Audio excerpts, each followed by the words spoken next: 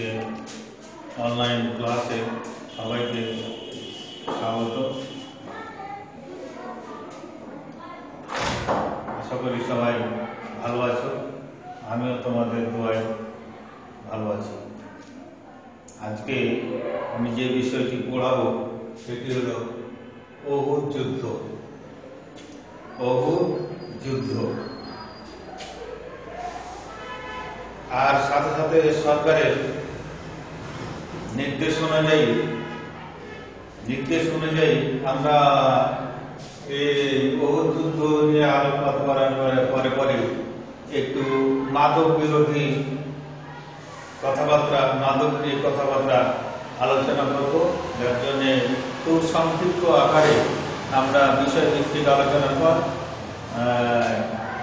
মাদক নিয়ে একটু আলোচনা করবো। যাও, উহুদ যুদ্ধ ইসলামের ইতিহাসে উহুদ যুদ্ধ কেন, এর আগে একটি যুদ্ধে এসেছিল বদর যুদ্ধে কাফের কুরাইশরা ৭৭ জন নিহত হয়, সমসংখ্যক ধৃত হয়। তারই জ্বালা পোড়ায় কাফের কুরাইশরা সহ্য করতে না পারে যত্রতত্র আলাপ আলোচনার মাধ্যমে, কবি সাহিত্যিকদের প্ররোচনার মাধ্যমে, আবু সুফিয়ানের প্ররোচনার মাধ্যমে উহুদ যুদ্ধ করার জন্য, যুদ্ধ করার জন্য এরা মরিয়া হয়ে ওঠে। এই যুদ্ধের ফলশ্রুতিতে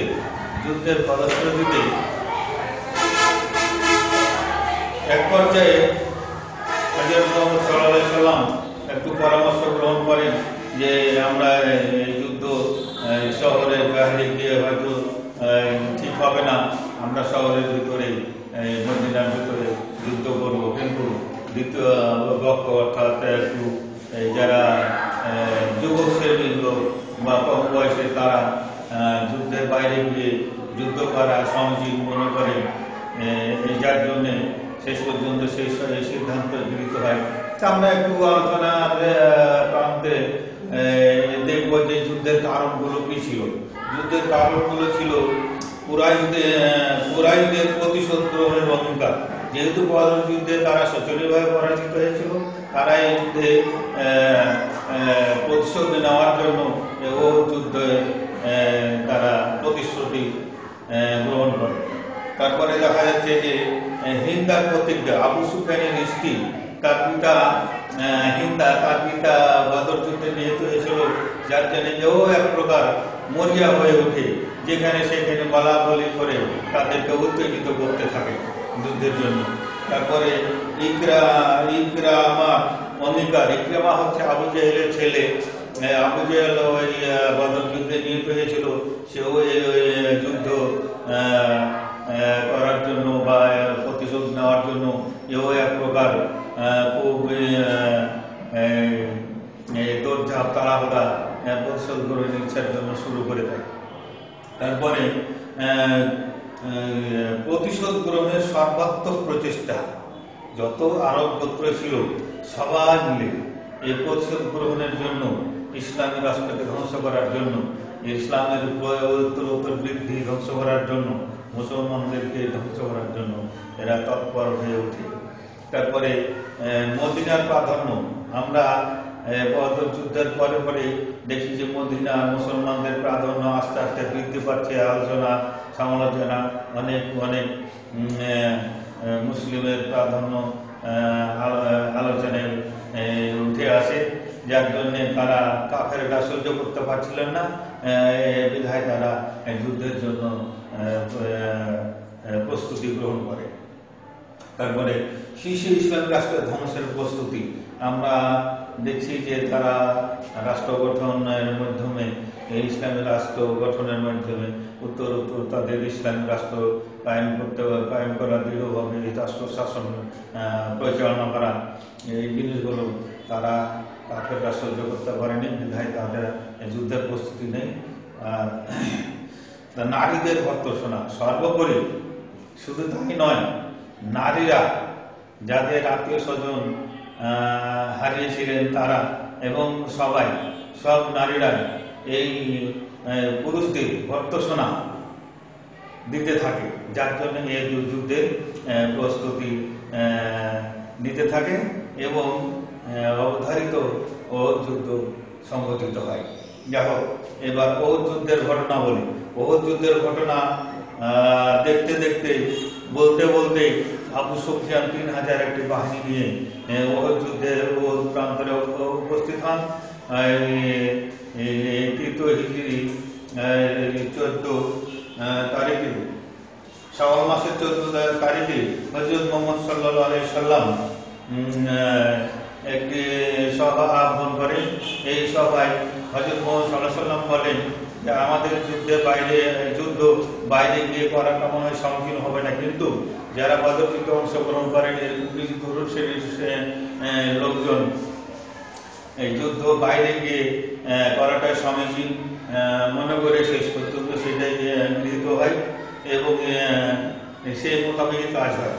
এবার দেখবো আমরা যুদ্ধ শুরু 3000 সৈন্য, আবু সুফিয়ানের 3000 সৈন্য এবং হযরত মুহাম্মদ সাল্লাল্লাহু আলাইহি সাল্লামের নেতৃত্বে মাত্র 1000 সৈন্য নিয়ে যুদ্ধ প্রস্তুতি গ্রহণ করেন। রাস্তা প্রতিমধ্যে হযরত মুহাম্মদ সাল্লাল্লাহু আলাইহি সাল্লামের ও আব্দুল্লাহ ইবনে উবাই নামক এক ব্যক্তি 300 জন সৈন্য নিয়ে তারা দল ত্যাগ করে চলে যায়। কারণটা হচ্ছে এই যে বয়স্কদের কথা কোনো কর্ণপাত না করে, তাদের কথা দাম না দিয়ে যুবকরা যে বাইরে যুদ্ধ যাওয়ার চিন্তা ভাবনা করেন, এটা এই ওসিলায় মূলত সে কাফের এবং যারা 300 জন ছিল বেশিরভাগই কাফের শ্রেণী এবং মুসলমান হাতে বানা প্ররোচনায় পড়ে তারা কিছু সকল ছিল, যাই হোক 300 জন পড়েই চলে যায়। এবার 300 জন বাদ দিয়ে 700 জন এই সৈন্য নিয়ে কাফেরদের মোকাবেলায় প্রস্তুতি গ্রহণ করে। বহুত প্রান্তরে যেই স্থানে নবী সাহেব বা মুসলমানদের দল সংগঠিত হয়ে আছে, অপরপক্ষে আবু সুফিয়ানের দল। মুসলমানদের শিবিরের বাম সাইডে একটা গিরিপথ ছিল। গিরিপথটি 50 জন সৈন্যের দায়িত্বে দেওয়া হলো এবং নবী সাহেব সাল্লাল্লাহু আলাইহি সাল্লাম শেষ পর্যন্ত এই কথাটা বলেছিলেন যে আমরা যতক্ষণ নির্দেশ না দিব ততক্ষণ পর্যন্ত তোমরা এই গিরিপথের মুখ থেকে কেউ সরবে না। যাও, এক পর্যায়ে যুদ্ধ আরম্ভ হয়ে গেল। যুদ্ধ আরম্ভের এক পর্যায়ে ছত্রভঙ্গ হয়ে কুরাইশরা পলায়ন পালাতে থাকে। এই সময় গনিমতের মাল আহরণ লুটপাট করার জন্য ওই গিরিপথে অবস্থিত ওই সৈন্যদল ওখান থেকে কিন্তু মাত্র 2 জন বাদ দিয়ে সবাই চলে আসছিল। এই 2 জন পরে 2 জন থাকার এই দৃশ্য দেখে খালিদ বিন ওয়ালিদ এই দৃশ্য দেখে ওই গিরিপথের পার্শ্ব দিয়ে আবার ঘুরে এসে মুসলমানদের উপরে অতর্কিত আক্রমণ চালায়। এবার যুদ্ধে অনেক হতাহত হলো, অনেক বীর শহীদ হলো। এক পর্যায়ে নবী সাহেব যুদ্ধে চলাকালীন অবস্থায় নবী সাহেব একটি গর্তে পড়ে গেল। নবী সাহেবকে বাঁচানোর জন্য সাহাবীরা ব্যূহ রচনা করে তাকে কি করে ঘিরে থাকে। তীর অনেক সাহাবীদের গায়ে লেগেছিল, কিন্তু নবীর গায়ে যেন, নেতার গায়ে যেন না লাগে সেই ব্যবস্থাটাই তারা করেছিলেন। বীরবল হামজা ও মুসাও এই যুদ্ধে শহীদ হয়েছিলেন, গর্তে পড়ে শহীদ হয়েছিলেন। যাই হোক, নবী সাহেব শেষ পর্যন্ত যুদ্ধের এক পর্যায়ে গর্তে পড়ে যান। এই গর্তে পড়ে যেতে কাফের একজন এসে তাকে কিছু মারধর করেছিল, 4টা দাঁতও পড়ে গেছিল। নবী সাহেব অবস্থা এই কাফের এটা রায় দিল, ঘোষণা করলো যে আমি নবী সাহেবকে হত্যা করেছি। এই হত্যা এমন নবী সাহেবের মৃত্যু ঘটনা যখন সব সেনাদল শুনতে পেল, ওরা তখন করে পালিয়ে যায়। এরা মুসলমান সাহাবীরা নবী সাহেবকে কোনো রকমের পাহাড়ের উপরে উঠে নিয়ে যায়, ওহুদ পাহাড়ে উঠে নিয়ে যায়। তার সেবা যত্ন সেবাকে বাঁধিল। এই মুহূর্তে আবু সুফিয়ান জোর কণ্ঠে বলে, সেই আবু বকর বা ওমর, তোমাদের নবী আছে তো? মানে ওদের কথা হলো যে নাই। আবার আবু বকরের কথা উদ্দেশ্য করে বলে, ওমরের কথা উদ্দেশ্য করে বলে যে তোমাদের নেতারা সব নিহত হয়েছে তো? ইঙ্গিত বহন করছে তার কথা এটা। এই যাও হযরত ওমর রাদিয়াল্লাহু তাআলা আনহুকে হযরত মুহাম্মদ সাল্লাল্লাহু আলাইহি ওয়াসাল্লাম ইঙ্গিত করছে যে তোমরা কিছু বলিও না, যে আমি ঠিক আছি। এই যাও হযরত ওমর রাদিয়াল্লাহু তাআলা রাগ সহ্য মানে রাগী মানুষ রাগ সহ্য করতে না পেরে আবু সুফিয়ানের প্রত্যুত্তরে এই কথাটি ঘোষণা করলেন যে তোমাদের সাথে আবার আমাদের দেখা হবে সেই দ্বিতীয় বদর যুদ্ধে। যাও এ পর্যন্ত বেশি আলোচনা করব না। তো যাই হোক, কাফের ওহুদ যুদ্ধের ফলাফল, ওহুদ যুদ্ধের ফলাফল মুসলমানদের পরীক্ষা। ওহুদ যুদ্ধ পরস্পর যদি যুদ্ধে জয় হতে থাকে, পরাজয় হতে থাকে, পরাজয়ের যে কি গ্লানি, পরাজয়ের যে কি দুঃখ কষ্ট, সেই জিনিসটা বোঝার জন্য আমার মনে হয় যে এরকম একটা যুদ্ধ হয়েছিল, যে এখানে পরাজিত হয়ে পরাজয়ের বরণ, পরাজিত দুঃখ কষ্ট সেটা ধৈর্য ধারণ করতে হবে। এই জন্য এই যুদ্ধের একটা শিক্ষা রয়ে যাচ্ছে এখানে। তারপরে ধৈর্যের অগ্নি পরীক্ষা। মুসলমানরা ওই যে গিরিপথে যে নবী সাহেব নির্দেশ দিয়েছিলেন যে এখানে কেউ সরবে না, এই যে ধৈর্য ধারণ করতে পারলো না, তারা গনিমতের মাল লুটপাট করতে গেলো, আর এদিকে খালিদ বিন ওয়ালিদ এসে অতর্কিত আক্রমণ করে সবকে পর্যদস্ত করে ফেললো। এই যাও, এই যে ধৈর্য ধারণ করতে হবে, পরাজয় ডরে না বিজয় একটা কথা আছে। এই ধৈর্য ধারণ করে সবসময় চলতে হবে। ইমানের দৃঢ়তা, পরাজয় বরণ করে সব ছত্রভঙ্গ পালিয়ে যাচ্ছে না মুসলমান আসলে তাদের ইমানের দৃঢ়তা আরো জোরদার হচ্ছে, এটা পরীক্ষার জন্য এই বদর যুদ্ধে এবং পরবর্তীতে আসলে ইমানের দৃঢ়তা আরো জোরালো হয়েছিল মুসলমানদের। ইহুদিদের মদিনা সনদের শর্ত ভঙ্গেরও শাস্তি ছিল ভয়, পরাজয়ের অভিজ্ঞতা। তারপরে পরবর্তী বিজয়ের পথ উন্মোচন হয়েছিল। দ্বিতীয় আমি একটু খালি শুধু এখন